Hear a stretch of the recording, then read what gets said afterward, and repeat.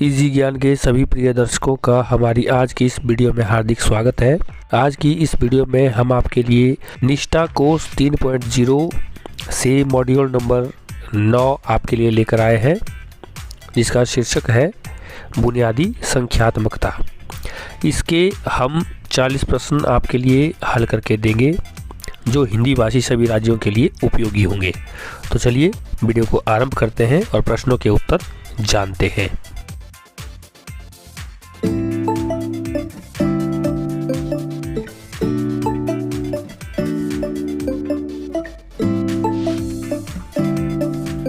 प्रश्नोत्तरी को शुरू करते हैं। तो हमारा पहला प्रश्न है, वह प्रक्रिया जिसके द्वारा व्यक्तियों के बीच गणितीय प्रतीकों, संकेतों, आरेखों, आलेखों के माध्यम से सूचनाओं का आदान प्रदान किया जाता है, डैश के रूप में जाना जाता है।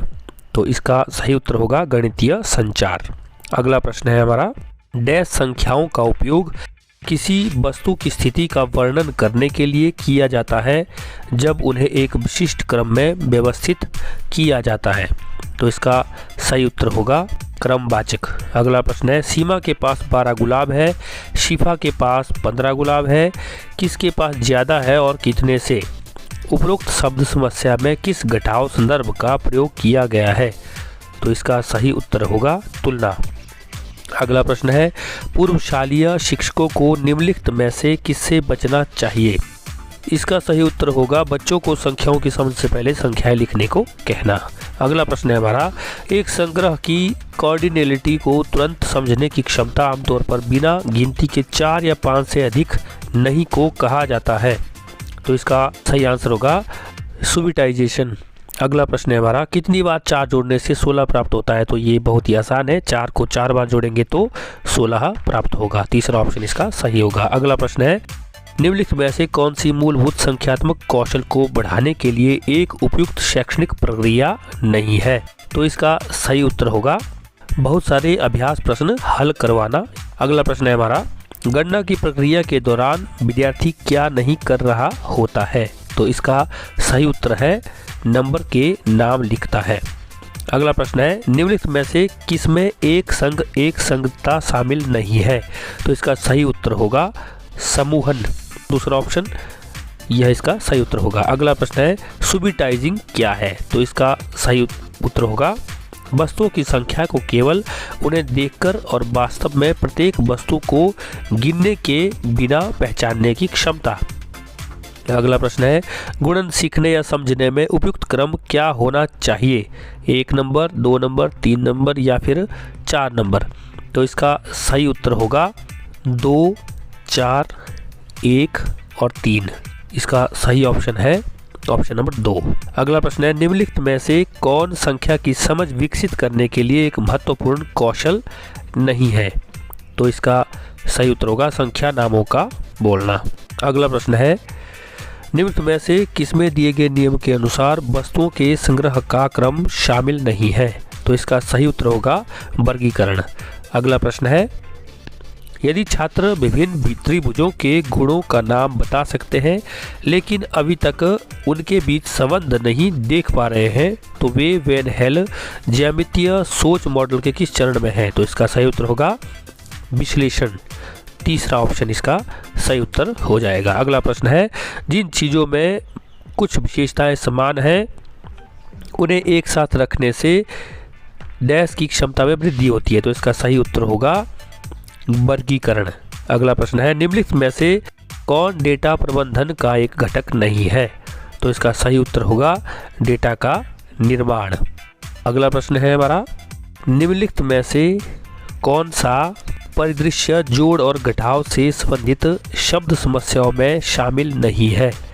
तो इसका सही उत्तर होगा वस्तुओं का वर्गीकरण। अगला प्रश्न है हमारा, वस्तुओं को वर्गीकृत करने के लिए आवश्यकता है? तो इसका सही उत्तर होगा वस्तुओं को उनकी विशेषताओं से पहचाने। अगला प्रश्न है, कब कहा जाता है कि एक बच्चे ने आकार और स्थान की समझ हासिल नहीं की है? तो इसका सही उत्तर होगा जब बच्चा क्या करता है, रटता है आकृतियों को। अगला प्रश्न है, निम्न में से कौन सा सत्य नहीं है? तो इसका सही उत्तर है सभी आयत वर्ग होते हैं। तीसरा ऑप्शन इसका सही उत्तर हो जाएगा। तो ये हमने 20 प्रश्नों के उत्तर दिए। इनमें से हो सकता है कि आपके प्रथम जो प्रयास है उसमें 10 से 12 प्रश्न आपको मिले, तो इसलिए हम 20 और प्रश्नों के उत्तर आपके लिए दे रहे हैं। तो हमारा पहला प्रश्न होगा, निम्नलिखित में से कौन सा संख्याओं का प्रकार और उपयोगिता नहीं है? तो इसका सही उत्तर होगा सौंदर्य संख्या। तीसरा ऑप्शन इसका सही उत्तर हो जाएगा। अगला प्रश्न है, प्रारंभिक अवस्था में गणित सीखने के दौरान एक बच्चे से यह अपेक्षा नहीं की जाती है कि, तो इसका सही उत्तर होगा गणितीय तकनीकों के लिए आवश्यक परंपराओं को जाने। अगला प्रश्न है, निम्नलिखित में से कौन एक बच्चे को प्रारंभिक वर्षों में संख्यात्मकता में दक्ष बनाने का उद्देश्य नहीं है?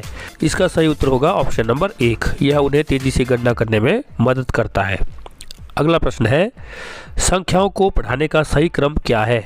गणना के अवसर, अंक लिखना, अंक पढ़ना, संख्या बोध विकसित करना। तो इसका सही उत्तर होगा गणना के अवसर, संख्या बोध विकसित करना, अंक पढ़ना और अंक लिखना।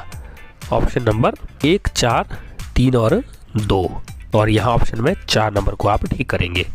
अगला प्रश्न है, वस्तुओं के समूह के आकार को मापने और संप्रेषित करने के लिए निम्नलिखित में से किसका उपयोग किया जाता है?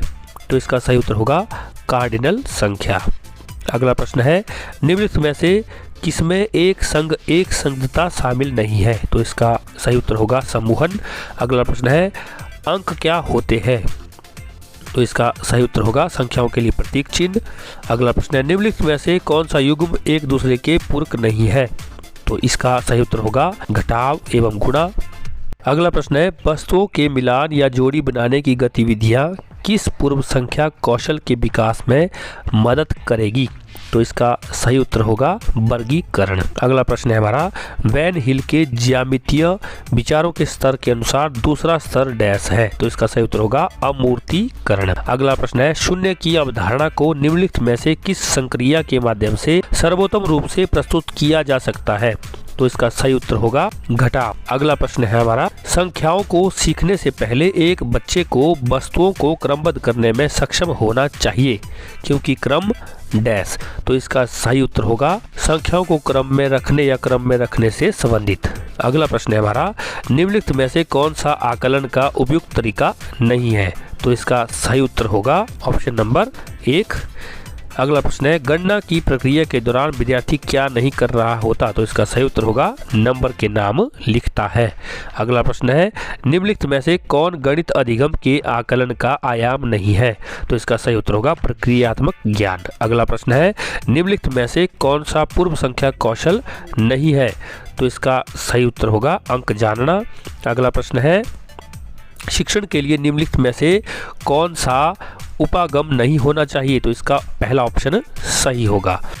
अगला प्रश्न है हमारा, निम्नलिखित में से कौन सा गुणन सीखने का सबसे महत्वपूर्ण पहलू है? तो इसका सही उत्तर होगा गुणन को कितनी बार जोड़ने के रूप में समझना। अगला प्रश्न है, निम्नलिखित में से कौन सा बुनियादी संख्यात्मकता का घटक नहीं है? तो इसका सही उत्तर होगा संख्या के नाम याद रखना। अगला प्रश्न है, निम्नलिखित में से कौन एक गणितीय प्रक्रिया नहीं है?